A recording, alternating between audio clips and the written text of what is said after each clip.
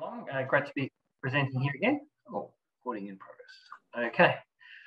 I can see myself there. I'm going to share my screen in a minute anyway, but thanks everyone for coming along. My name is Glenn. The company's ID. ID stands for Informed Decisions. We put together a series of online information tools to help local governments with evidence-based decision-making. These are also public access tools, so everyone can access these, and they provide a demographic story of your area. We've just come out of the 2021 census. Hopefully everyone filled in their census form. A lot of the work that we do uses that census data to really help understand what's the role and function of each place within your area, what demographic story that it's telling. Every suburb, every town is different in Australia, and the census brings out a lot of those different characteristics. We have a tool online which you can access called the Community Profile, and also the accompanying Social Atlas, which allows you to map the information. So you can see differing characteristics across your area. You can focus in on a particular suburb, or now, just as of last week, we've launched a new module on the Community Profile called Communities of Interest. So you can also focus on a specific subpopulation group. For instance, you can do a profile of older population or youth, or people from a non-English speaking background, or people with a need for assistance due to disability. So we've got those as well. So it's quite a bit in there. We've only got half an hour, so it's not going to go into a huge amount of detail, but certainly want to make you aware of what's available there and how you can use that yourself. So I will share my screen and get started. I will call for questions at a few points in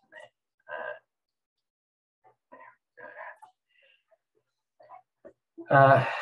Carly, can you see the screen all right there? Yep, that all looks good, thanks. No worries. Okay, so this is the Bayside Council Community Profile. To get to it, profile.id.com.au/BaysideNSW. I believe it's also linked from the council homepage, although I haven't had time to check that today.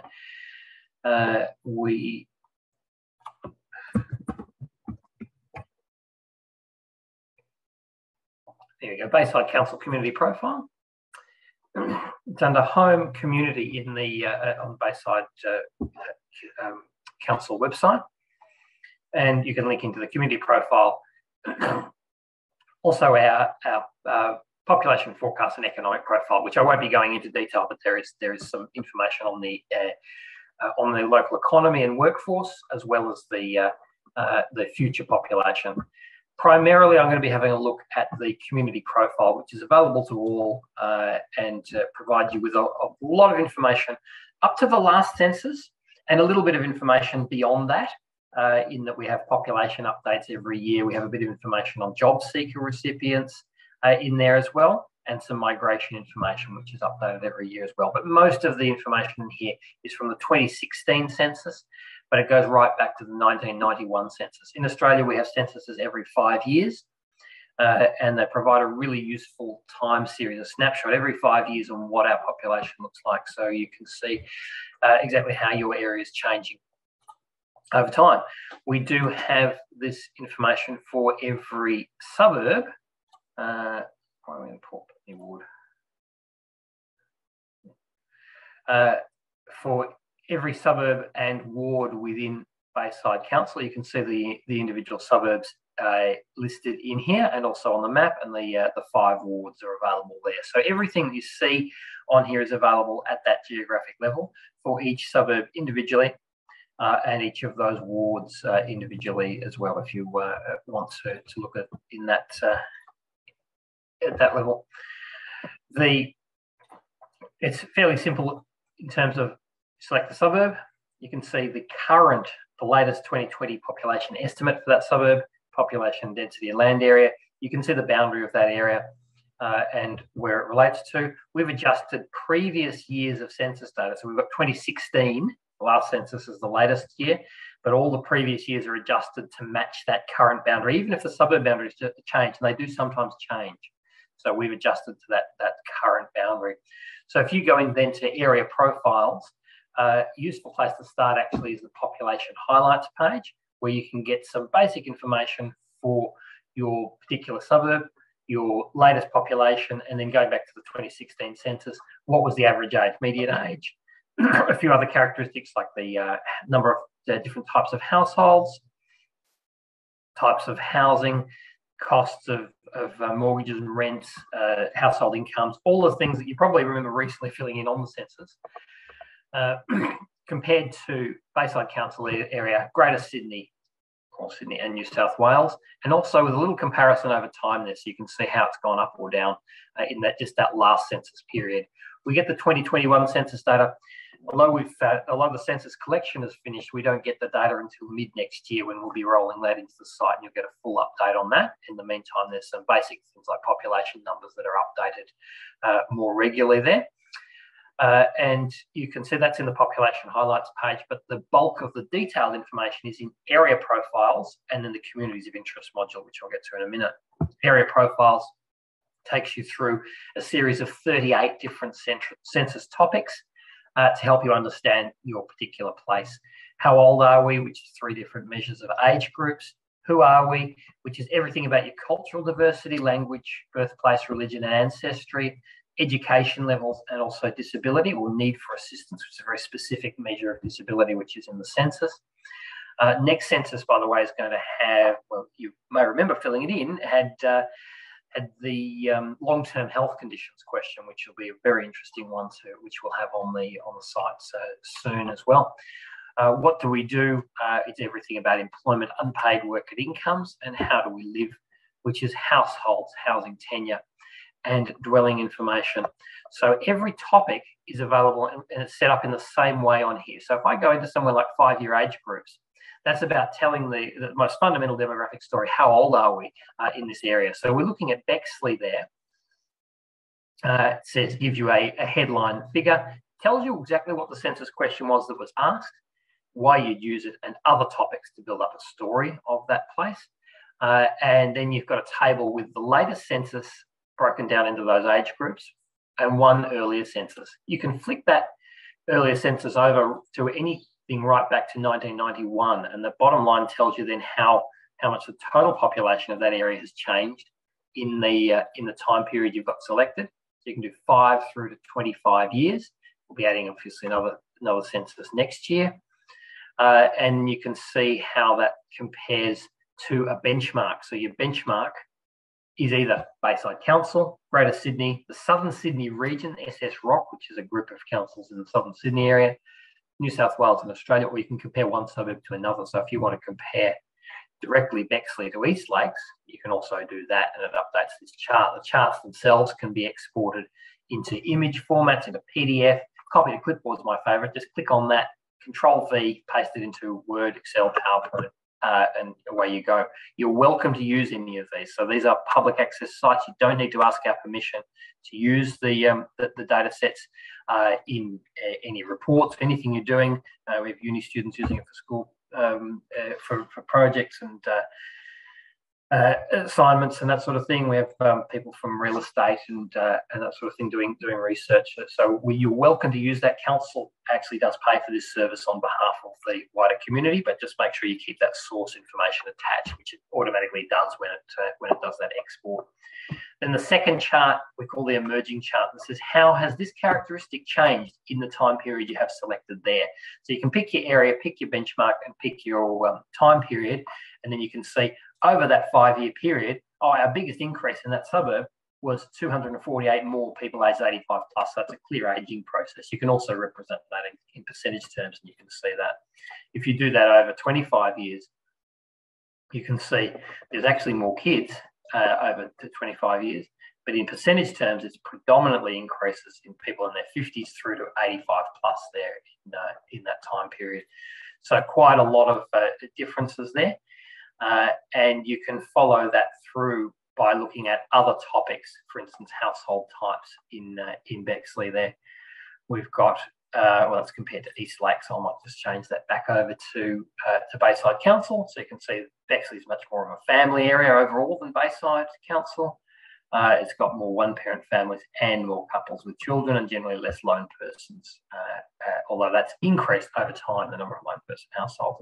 So you start to build up a story of the place. You could then say, well, what do our culturally diverse groups look like in this area? So we can have a look at what languages are spoken. It tells you that in Bexley, 55.6% of people spoke a language other than English at home. And you can see the different groups there. Arabic is the largest one, Greek, Macedonian, and you'll see a little A next to these. That means you can map that in the atlas. So if you go over there, it opens up a map, which is this social atlas window here, and it's selected people speaking Arabic at home. If you go onto the map selector, you can see we've got a wide range under the diversity heading of different countries of birth and languages that you can map the distribution of in the area, along with things like income levels and household types and age groups and different types of housing as well. So you can easily flick over and say, I want to have a look at, how many, where are people renting? You can see that on the map. That's mapped at the SA1 level, which is the smallest geographic unit that the census releases that information as. So if we just go back to the map that we originally selected, that was people speaking Arabic at home. What you can see is almost all are on the western side of the airport there. So the airport sort of divides Bayside there into the eastern and western parts. So that particular language is mainly focused over here. If you want to know what suburbs they are, you can actually click on that and see where they are. So Arncliffe and Bardwell Park seem to have the bulk of that particular language-speaking group. You can also export these atlas maps into image files and the raw data into a comma-separated format, which will go into Excel. Again, you're welcome to use all of those tools if you want to as well. So that's how the area profiles work. I might just open it up. How many people have we got here? So we've got 12 participants.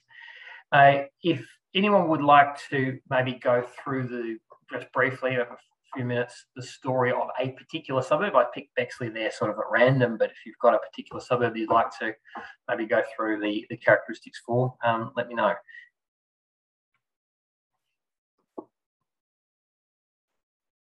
Any suburbs? Carol's put a hand up. Willeye Creek. Oh, Carol, do you have one? So we have Torella came through in the chat. Okay. Let's have a look at Torella. We've got Torella Bardwell Valley. Okay. So I'm on the language spoken at home one there for Torella Bardwell Valley. So the one that because I've got that selected, that will continue through. So we can see the languages there. 52.7% of people speak a language other than English. Again, and we actually already saw this on the atlas, that area has a very high Arabic-speaking population, but also lots of people speaking Mandarin, Macedonian, and you can see the others in there. Show all actually gives you all of the language groups down to 10 people in that community. And 10 sort of the limit of the resolution of the census data. So less than 10 is not reliable. You can see that they're compared to the benchmark and compared over time. Let's go back to the age groups. So I'm interested to see what sort of a community that is in terms of age structure. And you can see there compared to Bayside Council area, which is our chosen benchmark. I can also flick that over to Greater Sydney and it makes a difference to how we're making that comparison.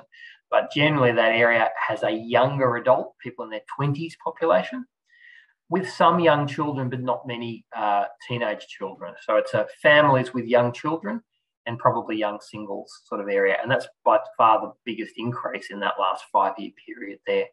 So I'm going to move through to the household types, which are under how do we live. And you can see certainly is a family with children area. There's also a lot of couples without children and group households, and they are sort of house sharing arrangements in there.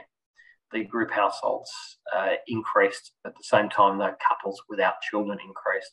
So what we're seeing is a relatively young population of families settling down to have kids, and a lot of them are migrants. So they've got probably a lot of people from different birthplaces, 42.9% of people were overseas born, and you can see a big increase in the Chinese population, or people born in China at that last census period. We could also look at, for instance, some of the socio-economic characteristics. What do the income levels look like for that area, for Turella-Bardwell Valley? These are two fairly small suburbs, so that's why they've been combined as one area on here. Mostly it's one suburb per area, but there's a few that do get combined for very small places, or places that are mostly industrial get combined with others. Glenn, we had a request to look at Daceyville. Yeah, we can do that. I'll just finish this off there for Turella-Bardwell Valley. You can see there generally sort of a middle to higher income area there, but not that much different from Greater Sydney overall. I'll go back to the age groups. I tend to start with age groups because it's there's so much you can tell about an area with the age groups. So let's have a look at Daceyville. Daceyville on the other side of Bayside, of course. Only 1,200 people in Daceyville. It's quite a small suburb, and it didn't change much at the last census, so only an increase of 43 people. Now, that's, though, very, very different to the ones that we've looked at so far. I'll compare that to Bayside Council area overall, but either way, you can see all the young people there are missing. All of the, well, not so much young, there's quite a few teenagers, but younger adults, so people in their 20s are kind of missing. And there's lots of older population people, so baby boomers up to their early 70s, and also a lot of 85 plus in there. Change, though, we've got increases in those teenagers and younger adults over time. And the interesting thing about Daceyville, if we look at something like the housing tenure, how people are occupying housing, is that it is a major social or public housing area, and that's the key difference there. So most people are renting, and most people are renting from the government, with 63% of housing there. That is generally, social housing is targeted at a more disadvantaged population, and so you'll probably end up with things like lower incomes and lower, what we call the socio-economic status, which is called the CEFA index. You can see that here. Daceyville has much, much lower incomes, probably majority of pensioners, so much lower incomes. And that does lead to a lower, what we call CEFA score, which councils use this information to allocate resources and apply for funding as well. The lower the score, the more disadvantaged the area, and Daceyville does come up as the most disadvantaged area in Bayside by quite a large margin. In fact, it's in the bottom 2% of Australia. Most of Bayside Council areas are relatively high CEFA. That higher the number means less disadvantage or more advantage, but there's a few pockets there of significant disadvantage. And you can also see that on the atlas.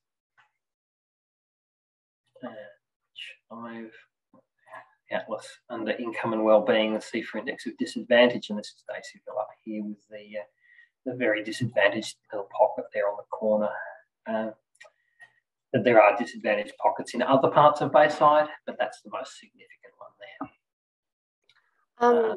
Glenn, another question came through around data around Centrelink payments or disability support pensions. Where do we go to access that kind of information? That's not directly collected in the census, so we don't have disability support information on here, but there's quite a few things that you can look at to get to see. You can see the job seeker rates in here as well. So apart from Sydney Airport, which doesn't have any population, you've got places like Banks Meadow, and that Daceyville Pagewood area has got a high rate of people on job seeker. Botany's got a very low rate there. You've also got the community of interest called the need for assistance community of interest. So this is about all the characteristics of people who marked on the census that they had a disability and a need for assistance with everyday life. If you go and have a look at that one, the communities of interest breaks things down into a specific subpopulation group, and you can compare that subpopulation to the same group elsewhere or to the total population of your area of Bayside Council. Okay, great. Okay, so will you show us Yeah, I'm just going through it now. Yep. Right. So I'll use that as to go into the communities of interest module. So this, we're here in the need for assistance one. So this is specifically looking at people who marked on the census that they had a need for assistance. What you can see is that they are generally elderly. So that's more common in the 85 plus group than any other, but particularly so in Bayside Council compared to Greater Sydney. You've got less young people with a need for assistance and more people in those older groups. So you can also explore things like their employment status. Now, not surprisingly, most of them being older are not in the labour force, so they're retired. 86% of them are retired or otherwise not in the labour force. And in fact, that's a slightly lower rate than the average for Greater Sydney, but it's pretty high nevertheless. An unemployment rate of 11.9%, but that is, of course, only of those that are working or looking for work. You can also see things like what type of housing that they live in, the need for assistance, community there. It's actually, although you've got that social housing in Daceyville, for Bayside Council overall, only 11.6% of those needing assistance were in social housing. A lot of them are full homeowners, which means that they are probably older population and pensioners, but they do fully own their home. And you can explore some of the other characteristics on here as well. Do they have internet connection? What sort of dwelling types do they occupy? And do they have motor vehicles? The dwelling type one there also shows that 15.1% of those with a need for assistance live in non-private dwellings. And that's quite high. Non-private dwellings includes nursing homes. So your other communities of interest, for instance, you can look at the same thing for those on low income, so specifically low income households. People in their 20s are actually the largest single group in low income households. There are more in the elderly groups as well, or seniors at least, not necessarily the elderly, but 65 plus. But also more young people in Greater Sydney. So what you're doing in all of those is comparing to the benchmark. How does this differ from the same group elsewhere? You can also compare this to the total population of Bayside. So this is saying those in low-income households, how do they compare to the total population of Bayside? And you can see there are certainly more in the elderly groups there, but the biggest increase has actually been in young people in low-income households. Glenn, yep. Just one more question in the chat is around English proficiency. With the new Communities of Interest module, can you look at people who speak a language other than English and work out which of those groups have lower proficiency in English? Absolutely. That's very specifically one of the things that Communities of Interest does. So to do that, you go into here. This is the non-English speakers. Community of interest. It's probably a bit of a misnomer in that it's not non-English speakers, it's people whose first language isn't English. So proficiency in English will actually tell you what their level of English proficiency is. So you can see there in 2016, 13,075 non-English speakers in Bayside Council reported difficulty speaking English, but that's of a total of 82,000. So the vast majority, 83%, had good English proficiency as self-reported. And you can see there that as a percentage, 15.9% spoke another language and spoke English not well or not at all. And you can also drill into this. This is enormously different by language. So the community of interest there has a selection of some of the key language groups to profile. So you can get a full profile based on all of these characteristics. The age groups, the birthplace, the need for assistance, employment status, incomes, and housing types, and all that sort of thing for each of these language communities individually. So if we pick, say, the Nepalese community,